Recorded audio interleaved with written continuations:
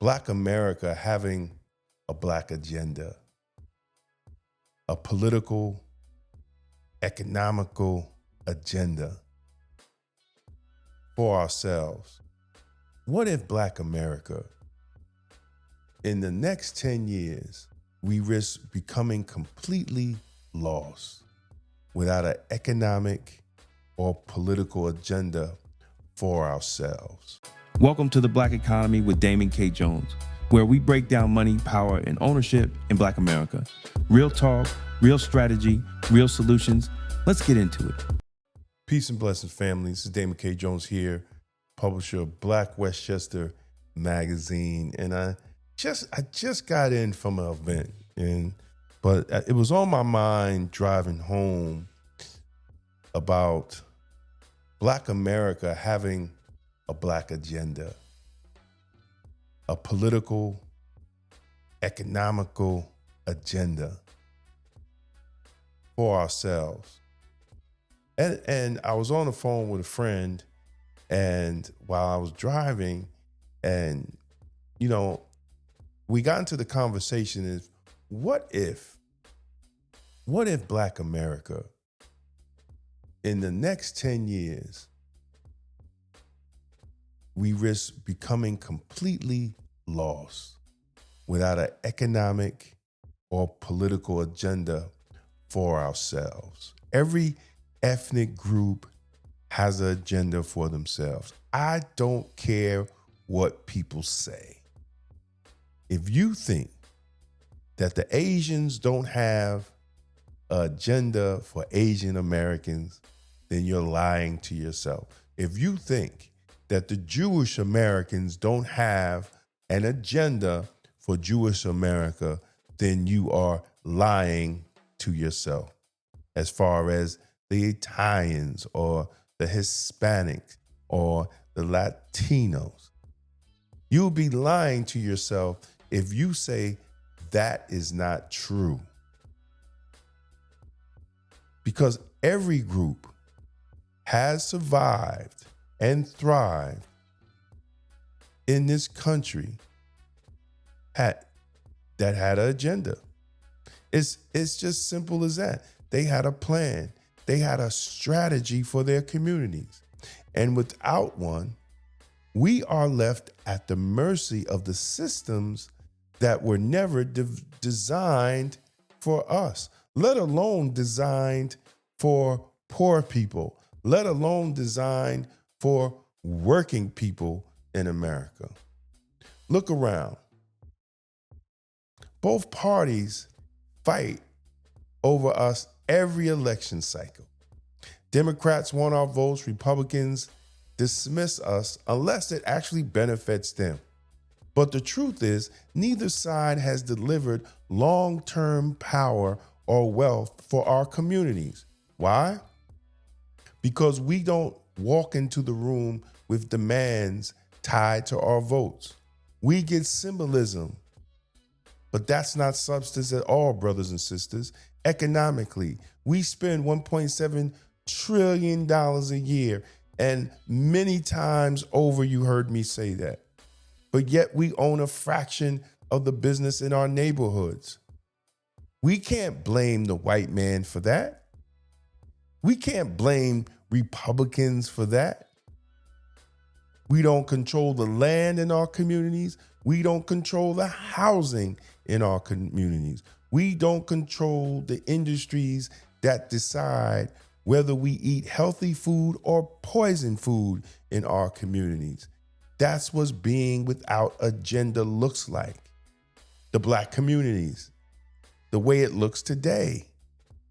A people spending but not building. A people that are voting but not gaining anything for their vote. And here's the biggest problem. When you don't have strong Black businesses, you don't have political power.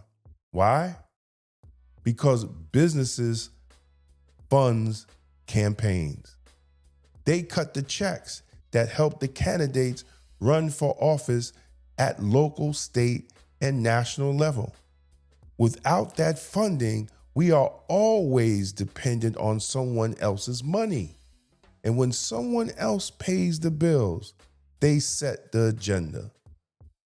Look at what happened to Mount Vernon, New York. With the political committee or political action group or PAC, political donation group, whatever they want to call themselves. Look what happened. They funded one of the biggest campaigns, and the majority of the money came from outside of the city of Mount Vernon. And those candidates that they supported received money. So who are they working for? They're not working for the people of Mount Vernon. They're working for the businesses that put money up for their campaign. Now, this isn't new. Marcus Garvey told us a century ago, without ownership, we're nothing but tenants in the other man's house. Malcolm told us, stop begging and start building. Even Martin Luther King Jr. in his later years said the fight had to shift from civil rights to economic rights. And our modern elders tried to tell us the same thing. Dr. Claude Anderson laid it out, a clear plan in Powernomics. Dr. Amos Wilson gave us the blueprint in his book, Blueprint for Black Power. They handed us strategies for economics, education, and nation building. But instead of following those roadmaps, too busy. And look at what our modern elders tried to tell us. Dr. Claude Anderson laid out a clear plan in Powernomics. Dr. Amos Wilson gave us the blueprint in his book, The Blueprint for Black Power. They handed us strategies for economics, education, and nation building. But instead of following those roadmaps, too many of us distracted by influencers, people funded by the far left or far right interest groups. These influencers pushed agendas that need black votes to win elections, but never deliver policies that actually transform Black America. Brothers and sisters, we're in a dangerous decade. Technology is changing the workforce.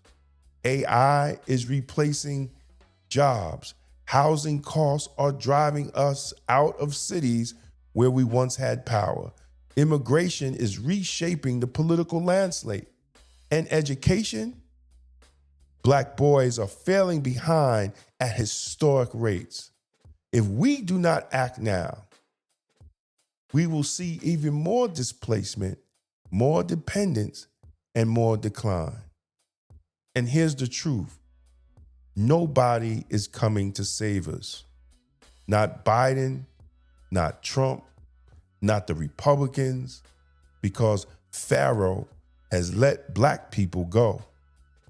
And if we don't prioritize ourselves, we will become permanent second-class citizens in a country that our ancestors built. Now, the word of God has already warned us about this. Proverbs 29:18, where there is no vision, the people perish. But he has keeping the law, happy is he. Without vision, without a plan, without an agenda, we perish. That is exactly what we see happening today to Black people. Y'all don't believe that? Deuteronomy 28:12. The Lord shall open unto thee his good treasure, and thou shalt lend unto many nations, and thou shalt not borrow. God's will is for us to be lenders, not borrowers. But if we refuse to build, we will stay trapped as borrowers in someone else's system. James 2:26. For as the body without the spirit is dead, so faith without works is also dead. Faith alone isn't enough. We must put in work with an agenda to build power for ourselves. And what would a Black agenda look like? Since God has already told us we have to have an agenda for ourselves. Economics, supporting Black businesses, building credit unions, investing in land and property and industries that create jobs for ourselves. Because with business comes money, and with money comes power to fund our own candidates and shape our own policies in our communities. Politics is local power first. All politics is local. School boards, city councils, district attorneys, holding politicians accountable, not just for promises, but for outcomes. No more being the backbone of someone else's agenda while getting crumbs in return. Education, rites of passage programs for our youth, STEM training, AI training, financial literacy, trades. All that should be a standard in our education in Black communities. Health. We have to begin to own our wellness, food, fitness, and mental health. No community strives if it's sick. And unfortunately, Black communities are the sickest. And finally, brothers and sisters, we have to have unity among ourselves. Stop letting the left and the right divide us into pawns. Our agenda must be bigger than a party platform. Now imagine this.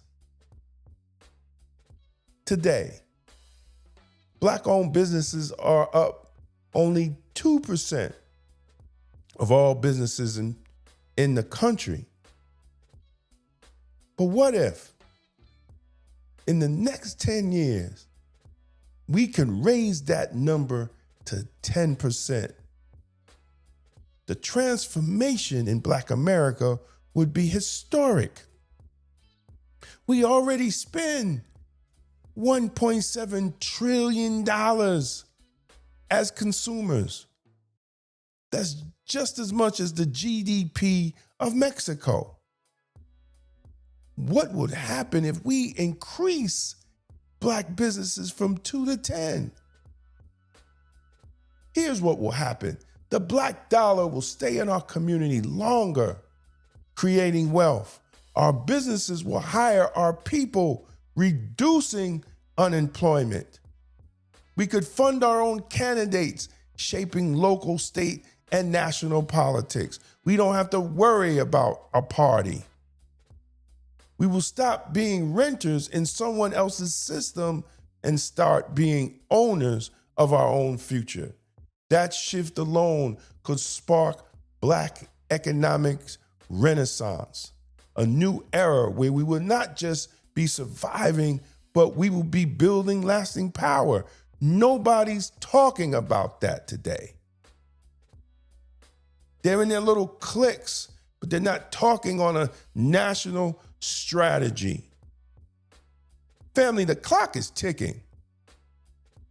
10 years from now, if we don't act, we'll look back and realize we traded real power for empty symbolism.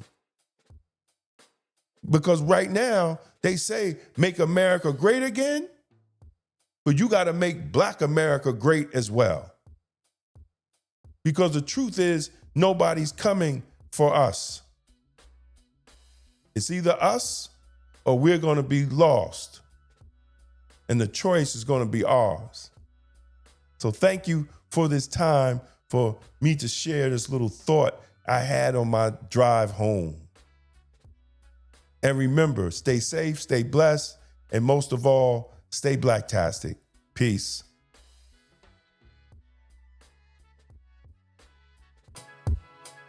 The insights shared on the Black economy with Damon K. Jones are for informational purposes only and should not be taken as financial, investment, or legal advice. Always consult with a qualified professional before making business, financial, or investment decisions. Thank you. Thanks for watching The Black Economy. We appreciate your support as we continue to bring you strategies, insights, and real talk on business, investing, and management. Don't forget to like, share, and subscribe, and keep building wealth, leadership, and ownership, as well as economic power for Black America.